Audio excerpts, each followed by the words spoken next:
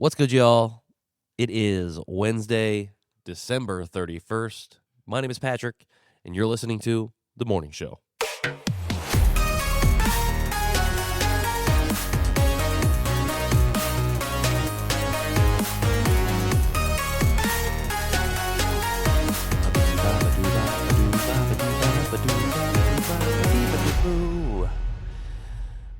Happy New Year's Eve, everyone.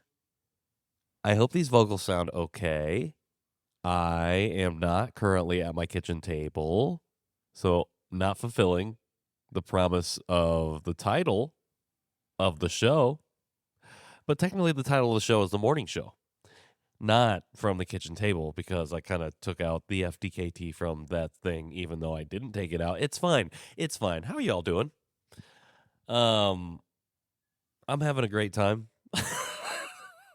If you can't tell.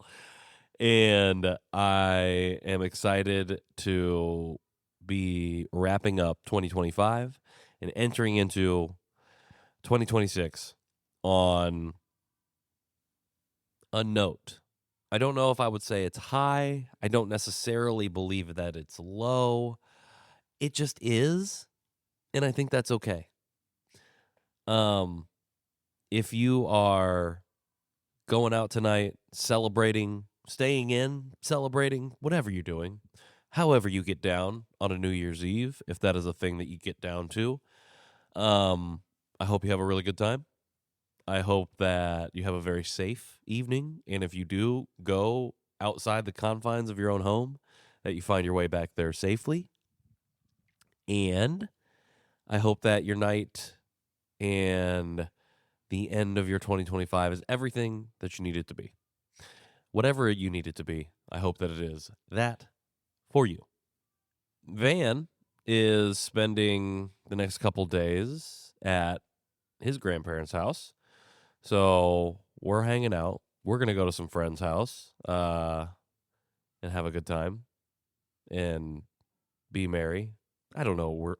It'll be fine. It's a tradition that we have, this group of friends. So I am excited to do that. It is fun to be in community in that way and just have no cares. Even though I know the next day we're going to go pick up our son and, feel like life continues on, but life continues on. That's what happens. This is podcasting. Welcome to podcasting. Thank you if you are still here. I appreciate you. All right. On a for real note, this is day 2 of our ongoing commentary regarding the Indianapolis Local Education Alliance, the ILEA, and the fallout. I'm going to call it the fallout. The fallout after they voted on their final recommendations to send to the Statehouse on December 17th. And those recommendations specifically are for how to navigate and build a stronger collaboration between Indianapolis public schools and charter schools and innovation schools going forward. Yesterday, we talked a little bit about the timeline. I guess I should say that this week we are breaking down a conversation that I had with Tina Ahlgren. Tina is an IPS parent and IPS educator. She is also the IPS parent advocate that was appointed to the ILEA commission. So she was one of the 9 members on that panel who voted on these recommendations and who worked over the 6 months to come up with this list of recommendations. And she was the only no vote. It was 8-1 in favor. The 1 nay vote was Tina Ahlgren. And so about a week after that, a few days after that, we had sat down and had a long conversation about all of this from her inside perspective on that committee. And that's what we're breaking down this week. So yesterday you heard Tina talk a little bit about the timeline, specifically how rushed it was, and how at the end of the day, the 6 months that they had to go from nothing to a final list of recommendations was not nearly enough time to hammer out the details, have enough conversation, have enough input from community members, parents, families, students, teachers, staff, everybody that's involved in education, no matter whether it's IPS, charter innovation, whoever it might be. Not enough time to put together something that Tina specifically felt comfortable with presenting to a state house that has historically not been very supportive of public school families and communities. So we've established that timeline. And today you're going to hear Tina and I talk about why it was easy, but also really, really, really important that Tina voted no, even with the knowledge that it was kind of a foregone conclusion that these recommendations were going to be pretty like anti-IPS and not even just anti-IPS, but anti like student and family going forward. Why it was important to say no and to vote no in this public manner. You're going to hear us talk a little bit more about like the data points and also the ideology that is driving some of the decisions behind the recommendations being put forth to the State House. And you're going to hear us talk about who it was that really solidified for Tina why a no vote was so important, but also just easy to do. So let me tarry no further. Here is a little bit more of my conversation with Tina Ahlgren.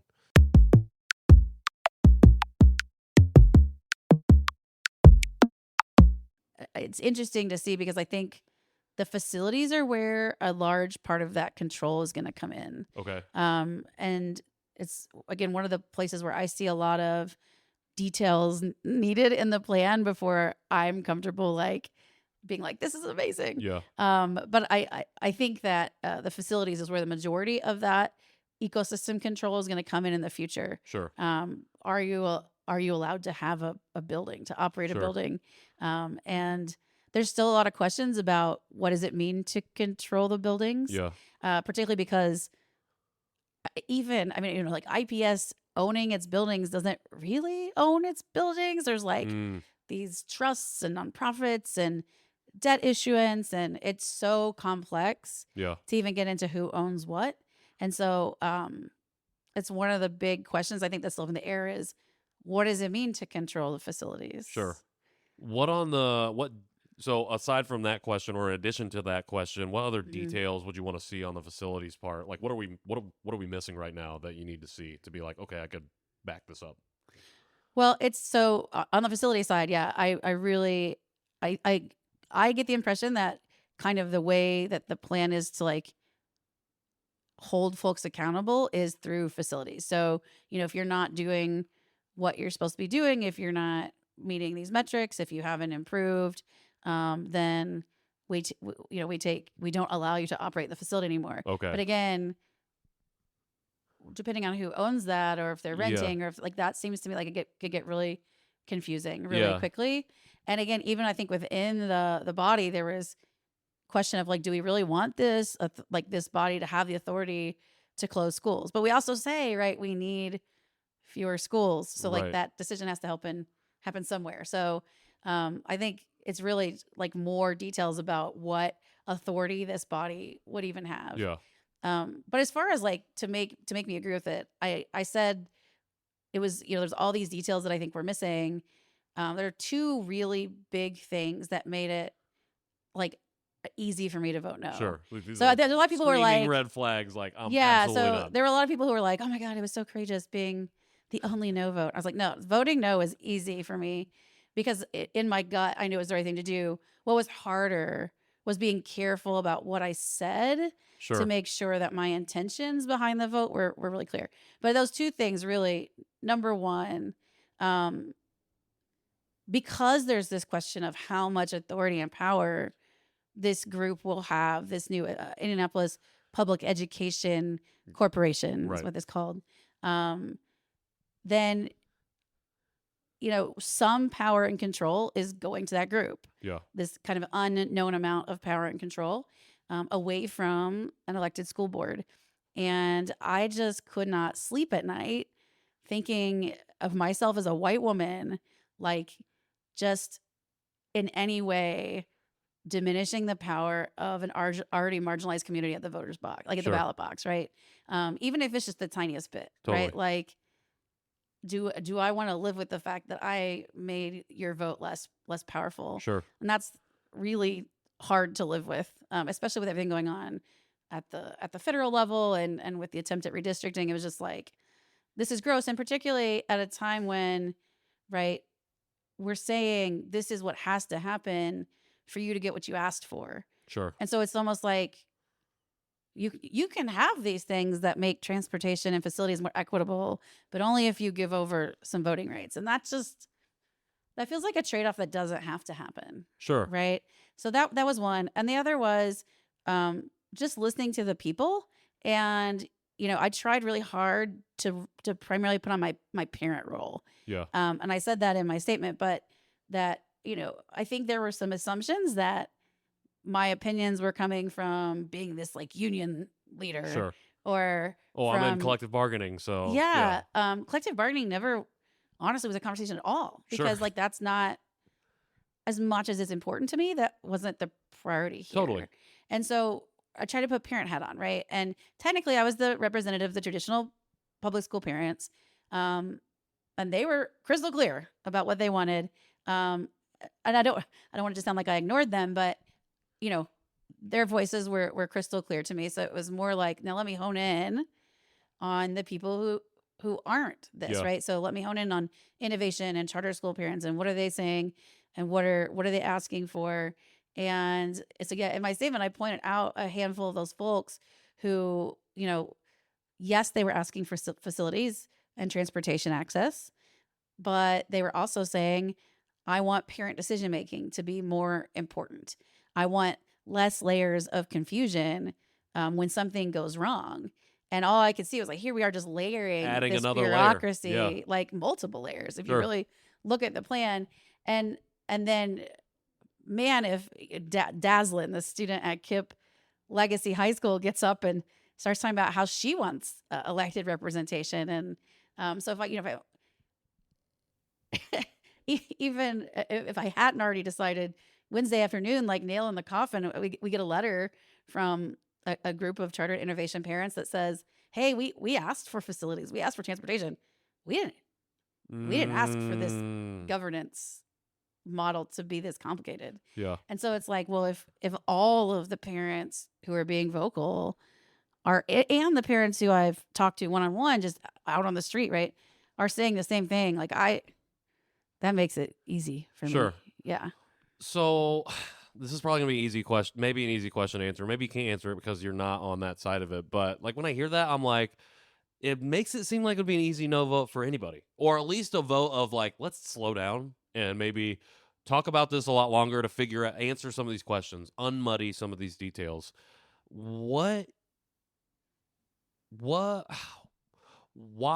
do you think people aren't listening to their constituents or the people that are directly impacted?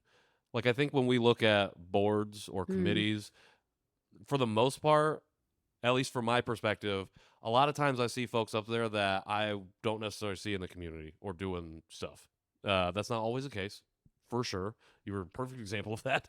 But I think when I talk to other people about, like, what are you seeing or what are your thoughts on this, a lot of times people are apathetic because they don't feel like it either impacts them directly or they just are unaware. Like, they just don't know what's going on.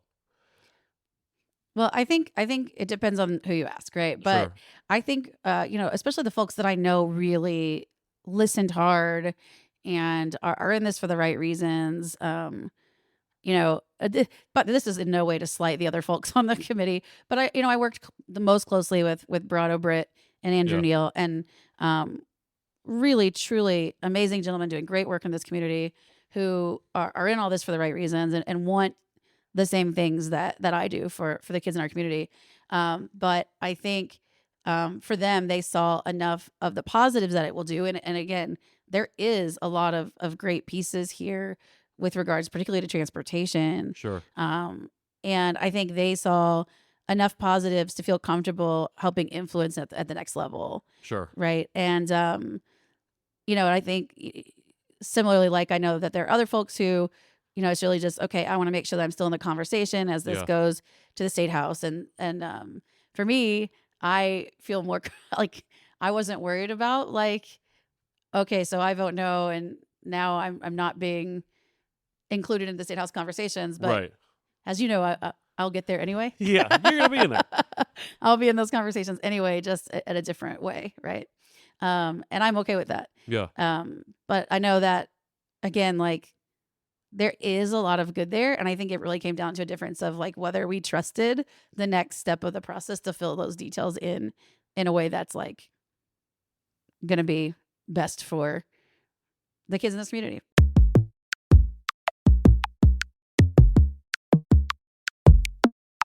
The thing that really stands out to me when it comes to Tina and this whole situation is her approach. And I think I am influenced by the privilege of being married to a partner who is herself an educator, career educator, middle school, and in Washington Township, Wayne Township, who did her student teaching in IPS, who comes from a family of educators in Indiana public schools. And knowing, like, having had the opportunity to see firsthand what it looks like to be like compassionate and empathetic and lead from that place as a teacher in order to build community and trust and support with your students.